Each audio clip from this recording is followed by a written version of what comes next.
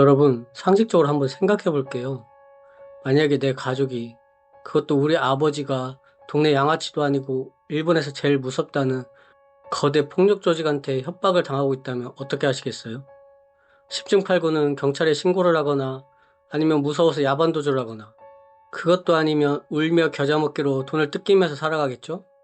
그게 평범한 사람들의 당연한 반응이잖아요. 그런데 말입니다. 오늘 제가 들려드릴 이 사건의 주인공은 아주 소름돋게도 우리가 아는 그 상식이라는 걸 완전히 부숴버립니다. 아버지를 괴롭히는 야쿠자를 피하기는커녕 오히려 본인이 직접 그 무시무시한 야쿠자 간부를 찾아가서 뼈를 아주 박살내버렸거든요. 영화 시나리오 같죠? 아닙니다. 이건 2010년부터 2011년 사이에 일본 효교연 히메이지시를 완전히 피로 물들였던 아주 끔찍하고 기괴한 연쇄 살인 사건의 실제 시작점입니다. 진짜 이게 무슨 일인가 싶지 않나요? 조폭을 잡는 일반인이라니. 도대체 이 남자는 무슨 배짱이었을까요? 사건의 중심에는 나카무라 하루네라는 남자가 있습니다. 이 남자는 효고현 히메지시 일대에서 꽤 큰 힘을 가지고 있던 고쿠사이 카이칸 그룹이라는 기업의 회장, 나카무라 미치오 씨의 장남이었어요. 아버지가 빠치코 매장 같은 걸 여러 개 운영하면서 지역사회에서 돈을 좀 만지니까 당연히 그 냄새를 맡고 어두운 세계에 있는 인간들이 파리떼처럼 꼬이기 시작했습니다. 아니나 다를까 일본 최대 규모 폭력조단인 야마구치구미 아시죠? 그 산하에 있는 야마켄구미 소속 무라마 사카이라는 조직의 2대 조장인 고야마 켄지라는 야쿠자가 타깃을 딱 정합니다. 바로 하루네의 아버지 미치오 씨였어요. 고야마는 작정하고 미치오 씨한테 돈을 뜯어낼 목적으로 진짜 말도 안 되는 억지를 트집을 잡아가면서 끊임없이 괴롭히고 협박을 반복했습니다. 매일같이 찾아와서 윽박지르고 영업 방해하고 가족들 들먹이면서 협박을 해대니 아버지가 무슨 재주로 버티겠어요. 결국 견디다 못한 미치오 씨는 억장에 무너지는 심장으로 억지로 야쿠자한테 금전을 지불하고 있었습니다. 그런데 이 굴욕적인 사실을 아들인 하루네가 알게 된 거예요. 여기서부터 사건은 아주 기괴한 방향으로 꺾이기 시작합니다. 하루네는 아버지가 당했다는 사실에 그야말로 눈이 뒤집혀 버렸어요. 그는 야쿠자도 조폭도 아닌 일반이, 그러니까 저쪽 세계 말로는 카타키였는데도 불구하고 스스로 보복을 하겠다고 나섭니다. 그리고 그가 선택한 행동은 정말 경악 그 자체였어요. 무려 일본 최대 폭력단의 3차 단체 주장인 구야마를 대낮에 기습적으로 습격해버린 겁니다. 그냥 몇 대 쥐어박은 수준이 아니에요. 고야마의 턱뼈를 완전히 부러뜨리는 엄청난 중상을 입혀버린 겁니다. 자, 한번 야쿠자의 입장에서 생각해볼까요? 평소에 자기들이 마음대로 주무르면서 돈이나 뜯어내던 만만한 먹잇감의 아들한테, 그것도 일반인한테 조직의 보스가 흠씬 두들겨 맞고 턱뼈가 부러졌다? 체면, 즉 멘치를 목숨보다 중요하게 생각하는 야쿠자 세계에서 이건 진짜 절대 무슨 일이 있어도 용서받을 수 없는 짓이었습니다. 고야마 측 입장에서는 완전히 체면이 바닥에 내동댕이 쳐진 거죠. 당연히 턱뼈가 부러진 채로 길길 날뛰던 고야마는 즉각 아버지 미치오 씨에게 억 단위가 넘어가는 어마어마한 위자료를 내놓으라고 요구했습니다. 네 아들이 내 뼈를 부러뜨렸으니 돈으로 목숨값을 대신해라. 뭐 이런 식이었겠죠. 하지만 더 이상 물러설 곳이 없다고 생각했던 걸까요? 미치오 씨는 이 요구를 단호하게 거부해버립니다. 일반인한테 맞은 것도 모자라서 위자료 요구까지 거절당했다? 고야마는 이제 이대로 가만히 있으면 조직 내에서 바보 취급을 당할 판이었습니다. 일반인한테 당하고만 있을 순 없다. 도끼가 바짝 오르는 고야마는 결국 섬을 넘어버립니다. 자신의 조직인 무라마 사카이의 구성원에게 하루네의 아버지 미치오 씨를 처벌이라고 끔찍한 습격 명령을 내리게 되죠. 상식을 벗어난 아들의 분노가 거대 조직의 자존심을 건드리면서 걷잡을 수 없는 피해 연쇄를 만들어낸 겁니다. 과연 이 무자비한 야쿠자들의 칼날은 어디로 향하게 될까요? 여러분, 앞에서 체면이 구겨질 대로 구겨진 야쿠자 조장 고야마가 결국 선을 넘었다고 말씀드렸잖아요. 무라마 사카이 소속의 행동대원이자 피도 눈물도 없는 조직원 시모야마 세이야라는 야쿠자가 조장의 은밀한 명령을 받고 드디어 움직이기 시작합니다. 이 시모야마라는 인물, 앞으로 전개될 복수극에서 아주 핵심적인 요소가 되니까 이름을 꼭 기억해 두셔야 해요. 시간은 하루네가 고야마의 뼈를 부러뜨린 그 끔찍한 폭행사건 직후로 흘러갑니다. 휴고현 히메지시에는 우오마치라는 지역 내에서 가장 화려하고 유명한 번화가가 자리 잡고 있어요. 밤낮 없이 네온사인이 번쩍이고 술집과 식당들이 밀접해 있어서 수많은 사람들의 발길이 끊이지 않는 북적거리는 거리거든요. 사건 당일 하루네 아버지 미치오 씨가 바로 이 우오마치 한복판을 걷고 있었습니다. 어두컴컴한 인적 드문 골목길도 아니고 누군가 자신을 해칠 거라는 상상조차 하기 힘든 개방된 장소였죠. 그런데 평소처럼 길을 가고 있던 미치오 씨의 등 뒤로 갑자기 시무야마가 무서운 속도로 달려들었습니다. 그리고는 미리 외투 속에 숨겨 준비해둔 묵직한 둔기를 꺼내들어 무방비 상태였던 미치오 씨의 머리와 몸을 향해 무참하게 내리쳐버립니다. 진짜 찰나의 순간에 벌어진 예고도 없는 기습이었어요. 미치오 씨는 엄청난 타격감과 고통의 얼굴을 잔뜩 일그러뜨리면서도 자기를 기습 공격하고 달아나는 시무야마의 뒷모습을 보면서 어떻게든 붙잡으려고 비틀비틀 피를 흘리며 걸음을 옮겼대요. 내 가족을 지켜야 한다는 가정의 본능이었을까요? 아니면 억울함 때문이었을까요? 하지만 둔기에 가격당한 충격과 출혈이 너무 컸던 탓에 결국 몇 걸음 가지 못하고 길바닥에 털썩 쓰러져 버리고 맙니다. 그리고 의식을 잃은 그는 그 차가운 번화가 길바닥에서 안타깝게도 숨을 거두고 말았습니다. 자, 한 집안의 아버지가 백조 대낮에 번화가 한가운데서 깡패한테 살해당했습니다. 이 소식을 들은 아들 하루네의 심정은 어땠을까요? 진짜 피눈물이 역류하고 당장이라도 그 야쿠자 놈의 숨통을 끊어놓고 싶었겠죠. 그런데 여기서 수사망을 교란시키는 진짜 기가 막히고 얄미운 전개가 펼쳐집니다. 미치오 씨를 때려 죽인 직접적인 실행범 시무야마가 범행 직후에 도망을 친 게 아니라 곧바로 경찰서로 제 발로 걸어 들어가서 자수를 해버린 거예요. 이게 도대체 무슨 의미인지 눈치채셨나요? 폭력 조직들이 아주 흔하게 그리고 교묘하게 쓰는 수사 방해 수법이거든요.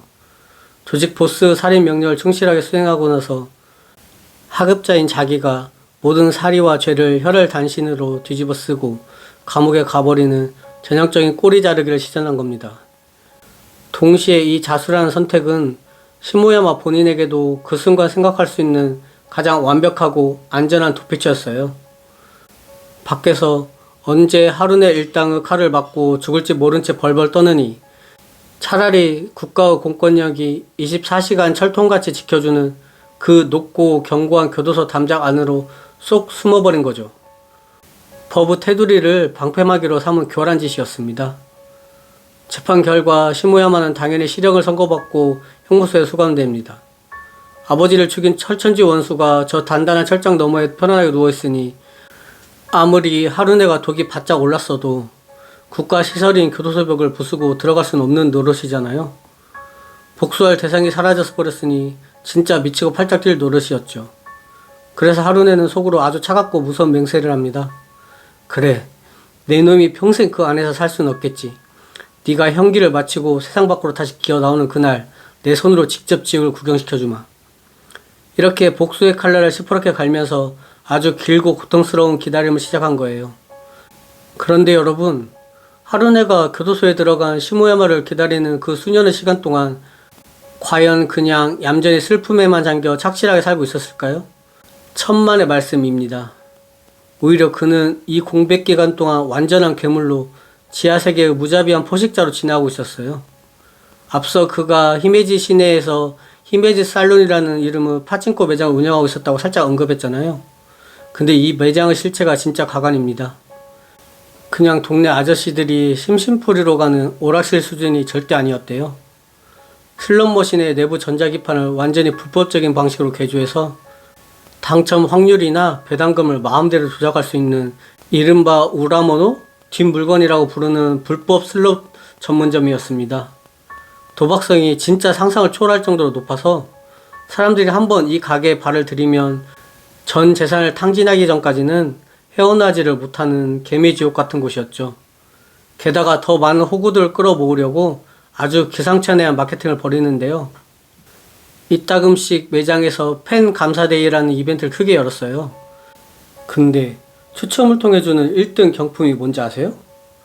휴지나 세제가 아니라 무려 벤츠나 아우디 같은 최고급 외제차 키를 건넸다고 하더라고요. 일개 지역 슬롯머신 매장에서 억대 외제차를 경품을 뿌려대다니. 하루네가 굴리던 불법 자금의 규모가 어느 정도였는지 대충 짐작이 가시나요? 그것뿐만이 아닙니다. 당시 풍속법상 이런 게임장에서는 손님에게 주류를 제공하는 것이 엄격하게 금지되어 있었음에도 불구하고 대놓고 비싼 술을 팔았고요.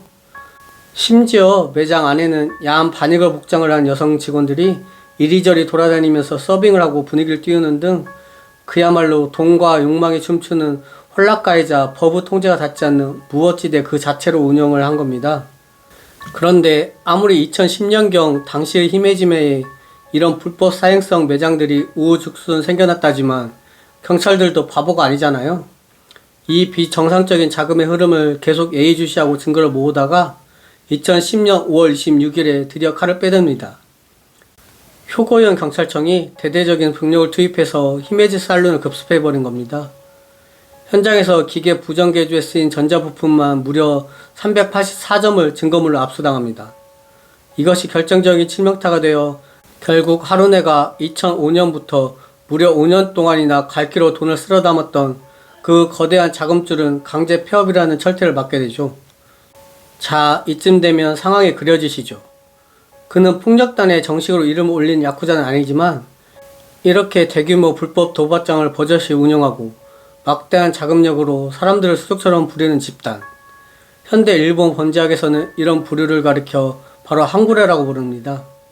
하루네는 이미 선량한 시민이 아니라 지역 경찰조차 골머리를 앓게 만드는 거물급 한구레 조직의 보스나 다름없었던 거예요. 그런데 진짜 등골이 오싹해지는 끔찍한 이야기는 지금부터 시작됩니다. 방금 말씀드린 히메지 살룬이 경찰에 의해 폐업당하기 딱 1년 전이 2009년 4월쯤에 하루네는 이미 사람의 목숨을 쥐락펴락하며 선을 훌쩍 넘어버린 악마로 변해 있었습니다. 어느 날 하루네가 도쿄 세타가야구에서 넥스트라는 그럴싸한 이름의 광고 제작사를 운영하던 당시 50세 남성, 앞서 벌어진 또 다른 사건의 피해자인 마에다 이어오 씨를 자신의 홈그라운드인 히메지로 억지로 끌고 옵니다. 이 두 사람의 관계는 철저한 갑을관계, 즉 채권자와 채무자였어요.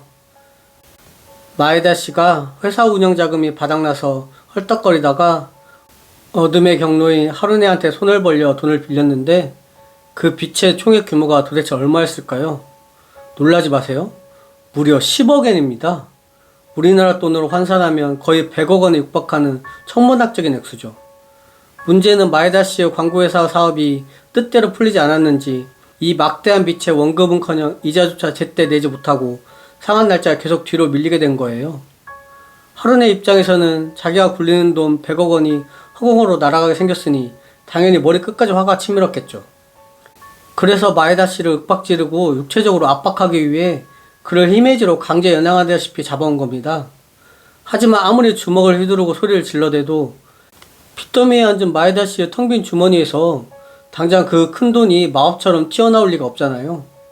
아무리 쥐어짜도 나올 돈이 없다는 참담한 현실을 확인한 하루네는 여기서 인간이기를 완전히 포기한 악마 같은 결정을 내립니다.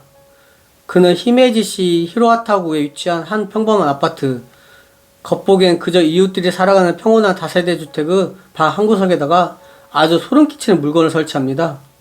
바로 맹수 같은 짐승들을 거둘 때나 쓰는 6주간 철장이었습니다. 여러분, 머릿속으로 한번 상상을 해보세요. 멀쩡하게 양복 입고 회사 다니던 50대 중전 남성을 그 비좁고 차가운 철장 우리 안에 짐승처럼 구겨 넣어 가둬버린 거예요. 하루나 이틀, 짧은 협박력이 절대 아니었습니다. 무려 1년하고도 2개월이라는 상상조차 하기 힘든 까마득한 시간 동안을요.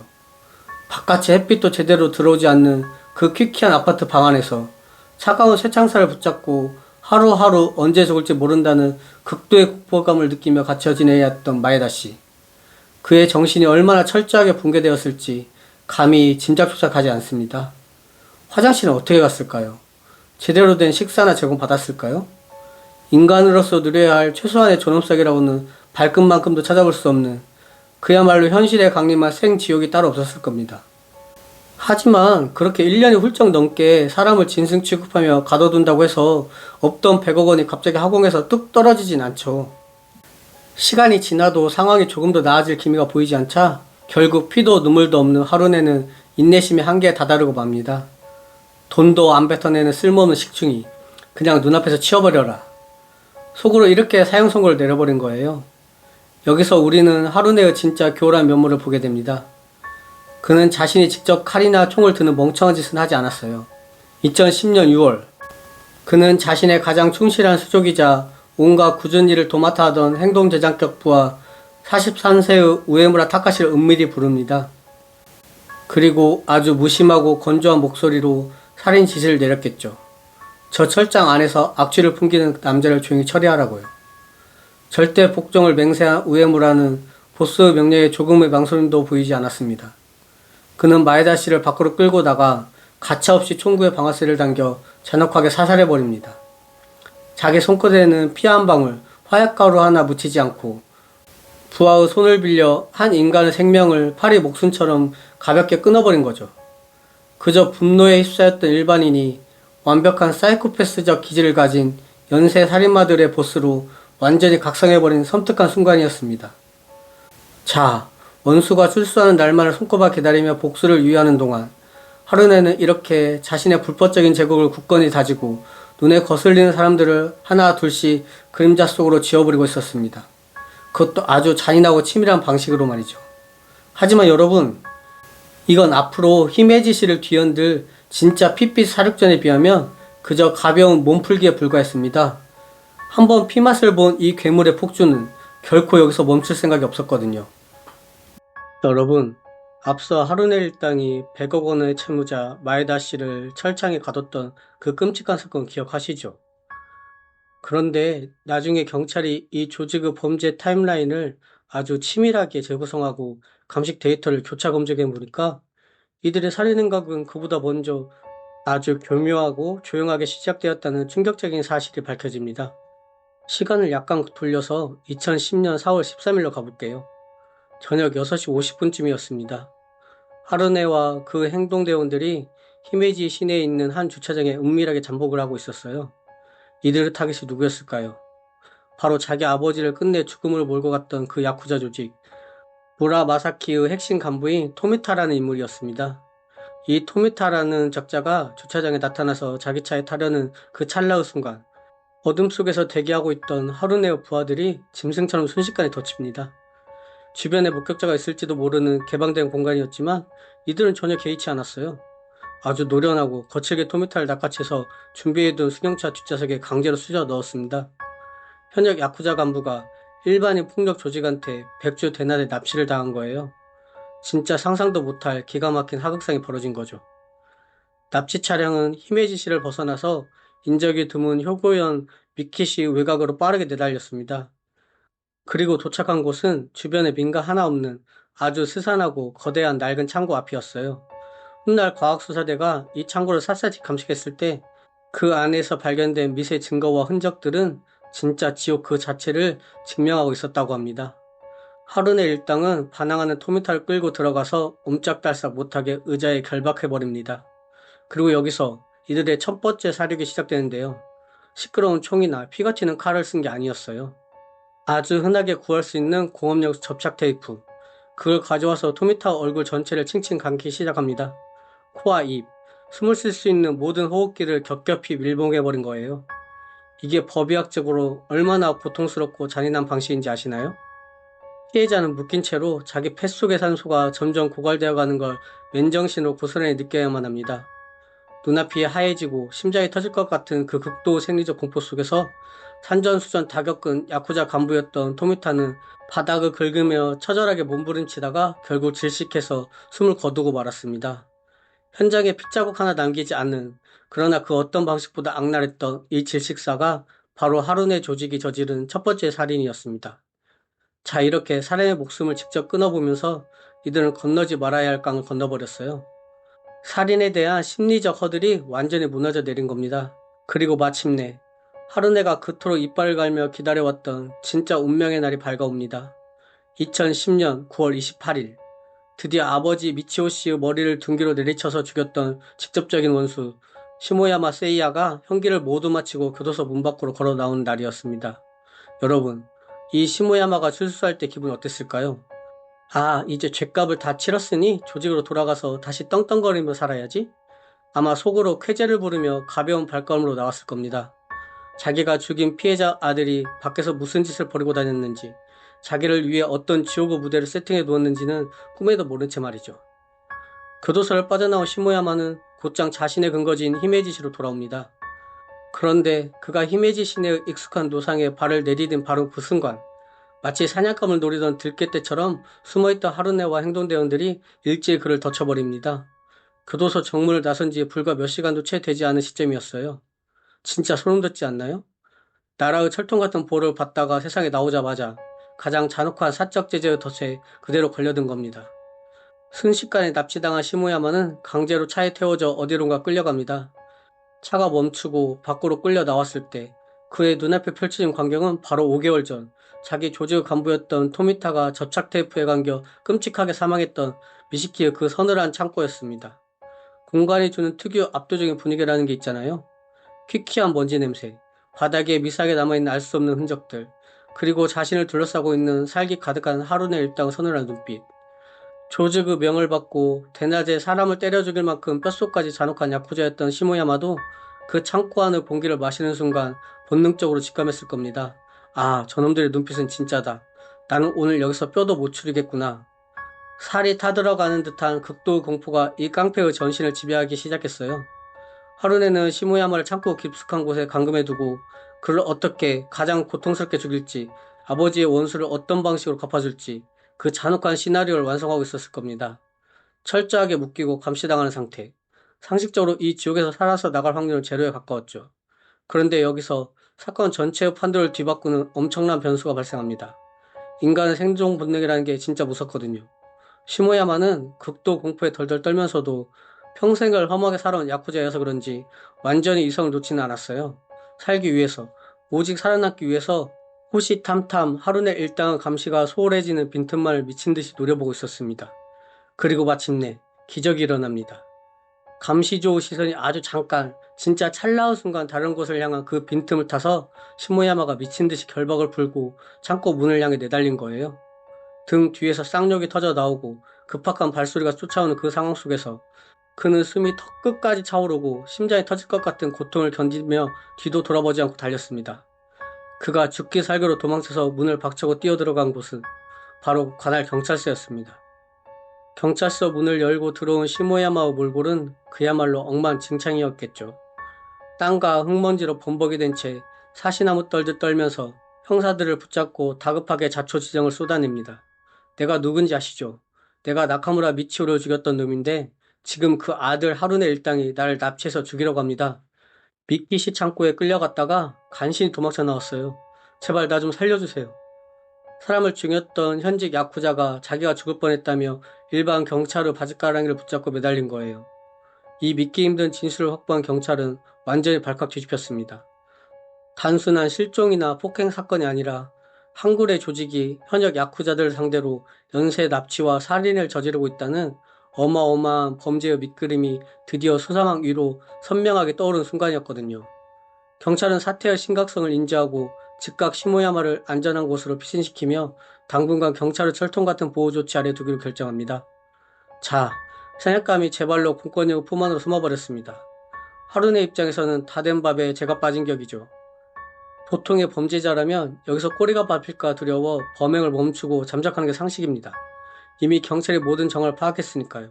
하지만 하루네는 이미 우리가 아는 그 상식의 범주를 아득히 벗어난 괴물이었습니다. 그거 과연 이대로 아버지의 복수를 포기했을까요? 아니요. 경찰의 비호 따위는 그에게 그저 성가신 장애물에 불과했습니다. 진정한 피비린내 나는 폭주는 이제 막 클라이맥스를 향해 치닫고 있었습니다.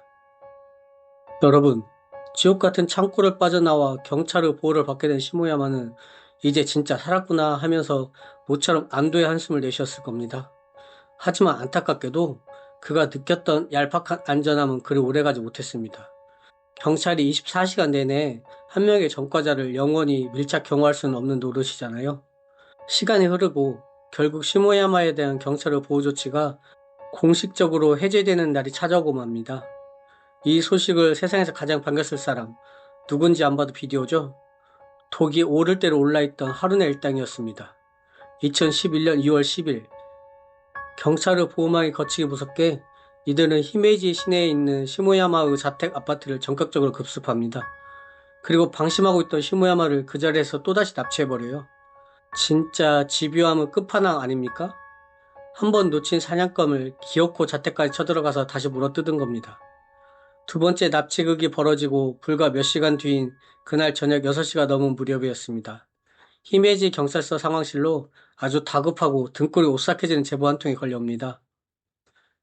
밖에서 어떤 남자가 살려달라고 사람 살리라고 끔찍하게 비명을 지르는 소리를 들었어요. 앞서 시모야마 납치 미수건을 인지하고 있던 경찰은 이 비명 소리가 무엇을 의미하는지 단번에 직감했습니다. 아, 올 것이 왔구나. 하루네 일당이 결국 선을 넘었구나. 경찰은 즉각 비명 소리가 들렸다는 현장 주변 일대에 대규모 병력을 투입해서 그야말로 이잡듯이 야간 순찰과 수색을 돌기 시작합니다. 피말리는 수색 작업은 다음날까지 끈질기게 이어졌어요. 그리고 2월 11일 밤 10시 20분경 히메지시 시카마구 인적 드문 으슥한 노상을 순찰하던 경찰관 후레쉬 불빛에 수상하게 주차되어 있는 정체불명의 차량 한 대가 포착됩니다. 직감적으로 이상함을 느낀 경찰관이 조심스럽게 차 안을 들여다본 순간 숨이 탁 막히는 광경을 마주하게 됩니다. 차 뒷좌석에 웬 두꺼운 모포가 사람의 형태를 하고 둥그렇게 말려 있었던 거예요. 급하게 문을 열고 모포를 걷어내자 그 안에는 목이 졸려 잔혹하게 질식사한 상태의 시모야마가 싸늘한 주검으로 널브러져 있었습니다. 결국 아버지를 둔기로 때려 죽인 야쿠자와 그 야쿠자를 기어코 쫓아가 숨통을 끊어버린 아들을 지독한 원한사슬이 가장 비극적이고 끔찍한 형태로 파국을 맞이한 겁니다. 사태가 여기까지 오자 휴고연경 폭력단 대책관은 완전히 발칵 뒤집혔습니다.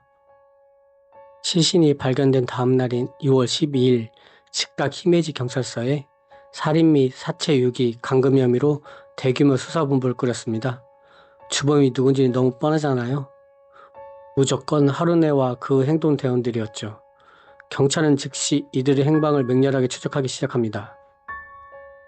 도망자 신세가 된 일당들은 뿔뿔이 흩어져 숨었지만 독이 바짝 오른 수사망을 영원히 피할 수는 없었습니다.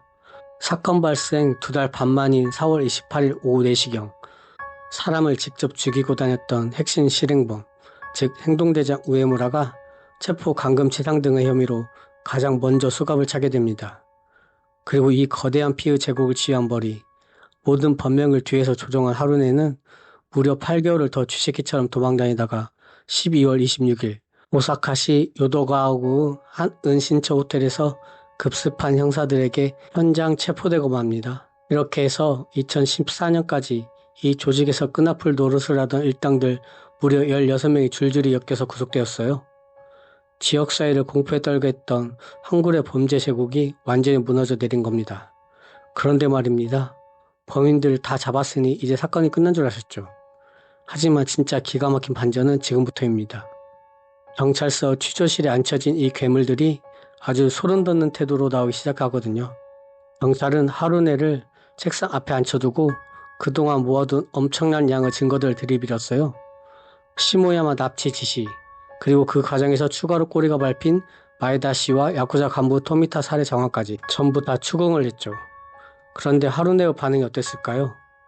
보통 이 정도 증거가 나오면 멘탈이 무너지거나 변명이라도 하기 마련인데 그는 진짜 얼음장처럼 차가운 얼굴로 형사들의 눈을 똑바로 쳐다보며 입을 엽니다. 저는 지시한 적이 없습니다. 모르는 일입니다. 끝까지 아주 일관되게 모든 혐의를 전면 부인한 거예요.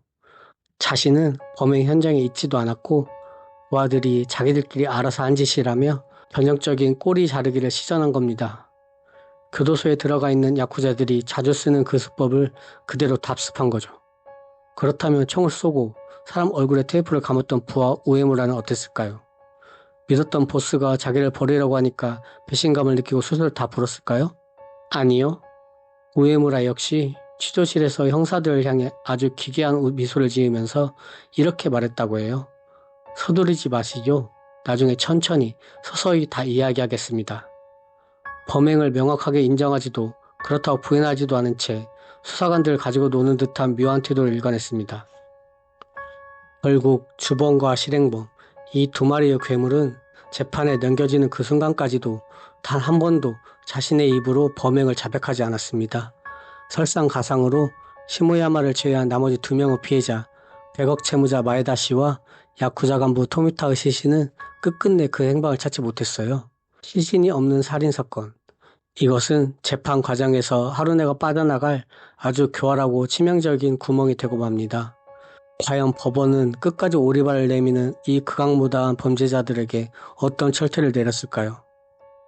여러분, 그 차갑고 숨막히는 취조실에서 수사관들의 눈을 똑바로 쳐다보며 끝까지 범행을 부인했던 두 마리의 괴물. 결국 이들은 굳게 입을 다문 채로 재판정이라는 심판대 위에 서게 됩니다. 시간은 2013년 11월로 거슬러 올라갑니다. 고베 지방법원에 사건이 기소되면서 본격적인 법정 공방이 시작되는데요.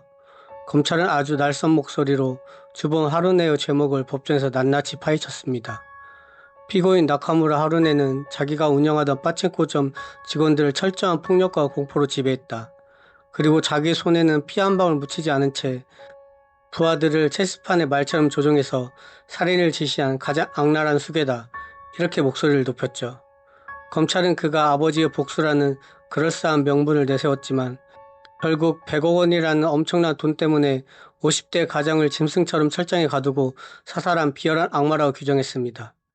유례를 찾아볼 수 없는 잔혹성과 엽기적인 사체 은폐, 그리고 단 한 번도 반성하지 않는 그 오만한 태도를 지적하며 검찰은 하루네에게 법정 최고형의 사형을 구형합니다. 그런데 여기서 변호인단의 반론이 진짜 코미디가 따로 없었어요. 유족들이 방청석에서 피눈물을 흘리며 지켜보고 있는데 변호사는 법정에서 아주 뻔뻔하게 이렇게 주장합니다. 우리 의뢰인은 살인 현장에 간 적도 없다. 누군가를 죽이라고 직접적으로 입 밖으로 꺼내 지시했다는 명백한 물증, 녹음 파일 하나라도 있느냐. 기껏해야 불법으로 사람을 잡아둔 체포 감금죄 정도면 인정될 뿐이니 징역 3년이면 충분하다. 사람을 무려 3명이나 잔혹하게 납치하고 죽여놓고서는 징역 3년이라는 기가 막힌 숫자를 던진 겁니다. 법을 방패 삼아 진실을 기만하려는 그 교만함에 방청석에서는 탄식이 쏟아졌다고 해요. 그렇게 지루하고 피말리는 공방이 무려 5년 넘게 이어졌고 마침내 2018년 11월 8일 고베 지법에서 1심 선고가 내려집니다. 재판부가 하루네에게 내린 판결은 사형이 아닌 무기징역이었습니다. 그가 사형이라는 단두대를 피할 수 있었던 이유가 뭔지 아시나요? 바로 그 지독하게 치밀했던 시신 은폐 때문이었습니다. 경찰이 아무리 정황 증거와 부하들의 동선을 교차 검증해서 들이밀어도 1년 2개월 동안 철창에 갇혀있다가 총에 맞은 마에다 씨의 시신이 끝내 발견되지 않았잖아요. 시신이 없으니 당연히 정확한 사인도 의학적으로 규정할 수가 없죠. 결국 법원은 엄격한 증거주의 원칙에 따라 마에다 씨 살해건에 대해서는 범죄가 완벽하게 증명되었다고 보기 어렵다면서 그 끔찍한 철장 살인에 대해서 무죄를 선고해버린 겁니다. 나머지 두 건의 납치살인과 감금치사만 유죄로 인정돼서 무기징역이 나온 거죠. 하루네 측은 무기징역도 억울하다며 대법원까지 사건을 끌고 올라갔지만 결국 2022년 10월 28일 대법원이 상고를 기각하면서 무기징역이 최종 확정되었습니다. 자, 여기서 진짜 등골이 오싹해지고 씁쓸해지는 사법부의 딜레마 모순의 민낯이 등장합니다. 모든 판을 짜고 살인을 기획한 보스 하루네는 시신을 완벽하게 숨긴 덕분에 사형을 면하고 목숨을 건졌어요. 그럼 그 보스 명령에 절대 복종해서 방아쇠를 당기고 사람 얼굴에 테이프를 감았던 행동대장 우에무라는 어떻게 됐을까요? 검찰은 우에무라에 대해서 보스가 내릴 막대한 금전적 보상을 노리고 인간의 존엄성을 잔혹하게 짓밟은 피도 눈물도 없는 살인 기계라며 똑같이 사형을 구형했습니다. 그리고 2019년 3월 15일 고베지버 재판부는 검찰의 구형을 그대로 받아들여 우에무라에게 사형을 선고해버립니다. 이어진 2021년 항소심에서도 판결은 뒤집히지 않았어요. 확고한 사리를 가지고 자발적으로 범행에 깊이 가담했다며 사형 판결을 철회하지 않았죠. 우에무라는 자신이 보스보다 더 무거운 형벌을 받는 것을 납득할 수 없다며 대법원에 상고했고 현재 대법원의 최종 결심만을 기다리고 있는 상황입니다. 여러분, 이게 진짜 현실이 만들어낸 기괴한 총극입니다. 범죄의 마스터 플랜을 그리고 사냥개들을 풀어서 무고한 사람들을 도륙하게 만든 진짜 흑막은 거부 맹점을 교묘하게 파고들어 살아서 교도소의 따뜻한 밥을 먹습니다. 반면에 그 괴물의 손발이 되어 꼭두가시처럼 살인을 저지르는 사냥개는 이슬처럼 현장의 교수대로 사라질 위기에 처해 있는 거죠. 물론 방아쇠를 당긴 우에무라의 죄는 1000번, 10,000번 찢어 죽여도 모자랄 극악무대한 번제입니다. 하지만 사건 전체를 꿰뚫는 진짜 책임의 무게를 저울에 달아본다면 이 기형적으로 뒤틀린 판결의 엇갈림을 과연 온전한 정의라고 부를 수 있을까요? 더 끔찍하고 가슴이 찢어지는 건 남겨진 유족들의 몫입니다. 사건 발생 후 10년이 훌쩍 넘는 지금까지도 100억 채무자 마에다 씨와 야쿠자 간부 토미타의 유족들은 사랑하는 가족을 뼈조각 하나 수습하지 못했습니다. 차가운 땅속 아니면 깊은 바닷속 어딘가에 버려져 있을 그들을 생각하며 매일 밤 어떤 지옥 같은 고통 속에서 피눈물을 삼키고 있을까요? 범인들이 죄값을 받는다고 해서 시신조차 묻어주지 못한 유족들의 텅 빈 가슴이 채워질 리는 만무합니다. 자신의 아버지를 괴롭히고 죽인 야쿠자를 향해 복수의 칼을 뽑아들었던 아들. 아마 처음 그가 주먹을 쥐었을 때 속으로는 그것이 가족을 지키기 위한 정당한 분노라고 스스로를 합리했을지도 모릅니다. 하지만 선을 넘어선 사적 제재와 폭력은 결국 그 자신을 아버지를 죽인 야쿠자보다 훨씬 더 잔혹하고 통제 불능한 한굴의 괴물로 변이시켜 버렸습니다. 피는 피를 부르고 폭력은 더 거대한 폭력을 잉태할 뿐이라는 사실을 이 사건은 그 어떤 영화보다 참혹하게 그리고 소름 끼치도록 선명하게 증명해내고 있습니다. 진실을 외면하지 않을 때 비로소 비극의 반복을 멈출 수 있습니다. 지금까지 사건의 민낯이었습니다.